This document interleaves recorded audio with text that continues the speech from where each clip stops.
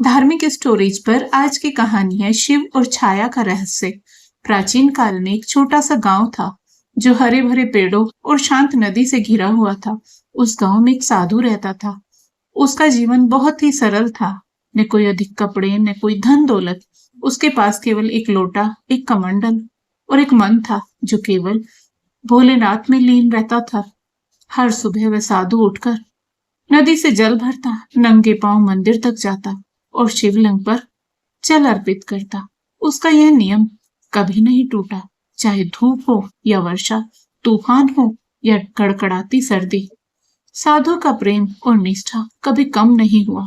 उस साधु की भक्ति अनोखी थी। वह कभी लंबी चौड़ी पूजा नहीं करता, न ही माला जप या बड़े यज्ञ। उसका विश्वास था कि अगर एक बूंद जल भी सच्चे मन से शिव को अर्पित किया जाए तो वह पूरे ब्रह्मांड के बराबर है। लोग उसे अक्सर मंदिर में देखते। जब वह जल चढ़ाता तो मंदिर की दीवारों पर उसकी छाया लंबी होकर गिरती और ऐसा लगता मानो उसकी आत्मा भी शिवलिंग के साथ खड़ी हो। गांव वाले कहते, देखो, साधु की छाया भी पूजा करती है। एक दिन कुछ अजीब हुआ। साधु हमेशा की तरह सुबह सुबह मंदिर पहुंचा। उसने शिवलिंग पर जल अर्पित किया, ध्यान लगाया और मंत्र जपने लगा।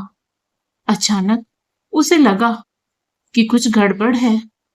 उसने मंदिर की दीवार पर नजर डाली, जहां रोज उसकी छाया दिखाई देती थी। वहां आज कुछ भी नहीं था। साधु घबराया। उसने इधर उधर देखा। सूरज की किरणें साफ पड़ रही थी। बाकी पेड़ों और वस्तुओं की छाया जमीन पर थी, पर उसकी अपनी छाया पूरी तरह गायब थी। उसका दिल कांप गया। हे भोलेनाथ, यह कैसी माया है? क्या मेरी भक्ति में कोई कमी रह गई है? साधु हाथ जोड़कर रो पड़ा। हे शिव शंकर, मैं तो बस छोटा सा सेवक हूं। न मुझे वेद आते हैं, न शास्त्र। मैं तो बस सच्चे मन से आपको जल अर्पित करता हूं।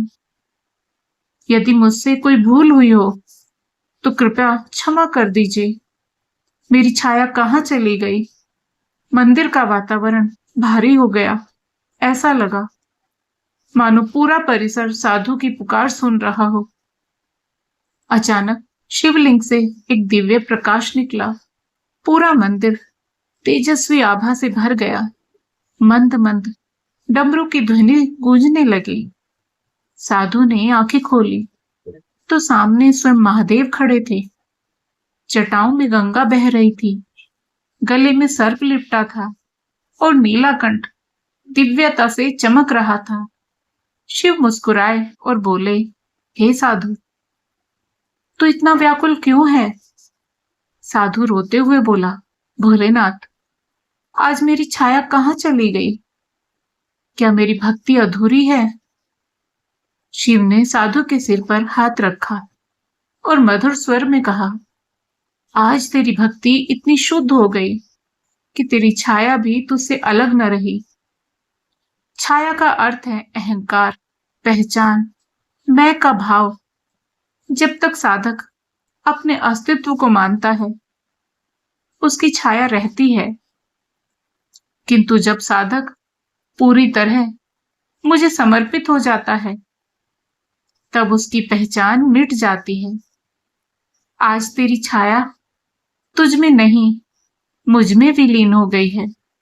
साधु विस्मित रह गया। उसके भीतर आनंद और शांति का सागर उमड़ पड़ा।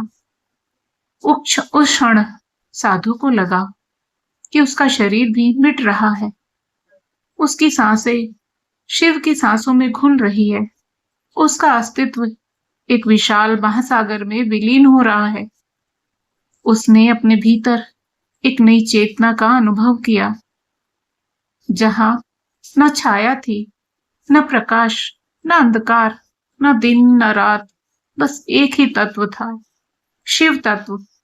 गांव के लोग जब मंदिर पहुंचे तो उन्होंने देखा कि साधु शिवलिंग के सामने ध्यान मग्न बैठा है। उसके चेहरे पर एक अद्भुत तेज है, मानो 1000 सूर्यों का प्रकाश उसमें समा गया हो। लोगों ने सोचा, आज साधु में कुछ खास परिवर्तन है। उसकी आंखों में गंगा बह रही है। उसके मुख से केवल ओम नमः शिवाय की ध्वनि निकल रही है। परंतु किसी को यह रहस्य पता न चला कि साधु की छाया अब हमेशा के लिए शिव में विलीन हो चुकी है। यह कथा हमें एक गहरी आध्यात्मिक शिक्षा देती है। नंबर 1, भक्ति का सार। भक्ति में न तो बड़े अनुष्ठान जरूरी है, न विशाल यज्ञ। सच्चे मन से किया गया छोटा सा अर्पण भी शिव को प्रिय है।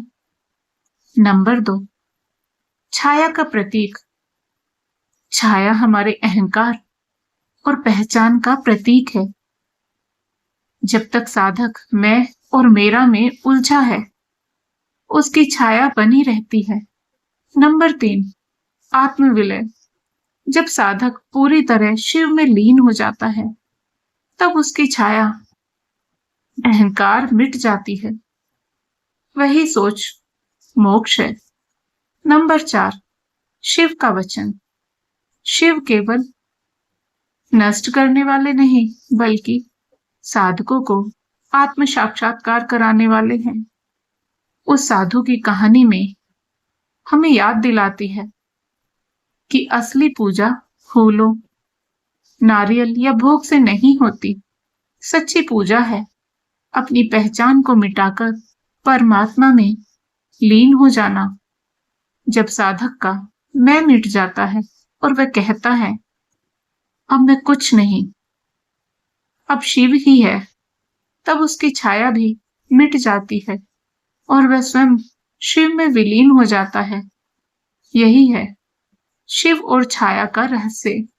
भगवान भोलेनाथ के प्यारे भक्तों, यदि आपको आज की कहानी पसंद आई हो तो वीडियो को लाइक करें, शेयर करें और साथ ही हमारे चैनल को सब्सक्राइब करें।